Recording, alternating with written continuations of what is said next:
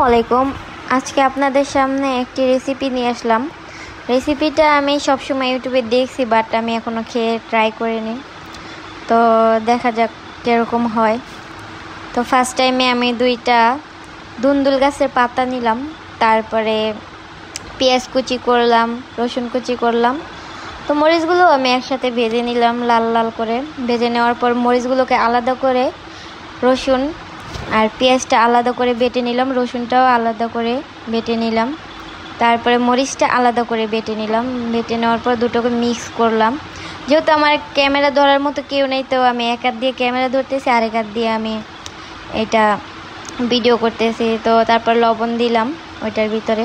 যেহেতু আমি ঝাল কম খাই, তাই আমি ঝাল খুবই কম দিছি। তো আপনারা যে যেরকম ঝাল খান ওই পরিমাণ দিয়ে দিবেন।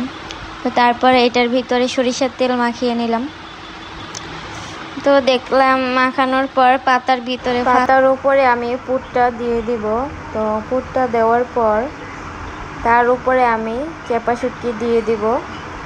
চেপা শুটকি দেওয়ার পর চেপা শুটকির উপরে আপনি আবার পুর দিবেন ভালোভাবে। তো বেশি করে পুর দিবেন, পুর দিয়ে তারপর পাতাটাকে সুন্দরভাবে মুড়িয়ে নেবেন।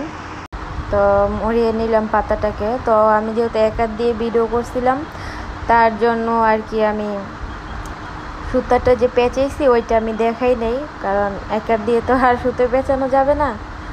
তা তাই আর কি আমি ওইটা দেখাই নেই, এইভাবে আমি করে দেখালাম। কিন্তু পরে আমি সুতোটা পেঁচিয়ে নিয়েছি, আপনারা পেঁচিয়ে নেবেন ভালোভাবে, যাতে পুরটা বের না হয়ে যায়। তো ভালোভাবে পেঁচিয়ে নিয়ে তারপর একটা প্যানের ভিতরে সরিষার তেল দিয়ে দিয়েছি আমি। তো সরিষার তেল দেওয়ার পর চুলাতে বসিয়ে দিলাম। তো চুলাতে বসিয়ে দেওয়ার পর ভালোভাবে এটাকে কুক করে নেবেন। তো ভালোভাবে কুক হয়ে গেছে প্রায়। তো উল্টে নেবেন, এক পাশ হলে আরেক পাশ উল্টে নেবেন। তো যখন দেখবেন যে দুনো পাশের পাতাটা একেবারে হয়ে গেছে, তো তখন প্লেটে নামিয়ে নেবেন এবং গরম ভাতের সাথে খাবেন। খেয়ে দেখবেন খুবই মজার। আমি ফার্স্ট টাইম খাইছি, আমার কাছে খুবই ভালো লাগছে। আপনারাও খেয়ে দেখবেন।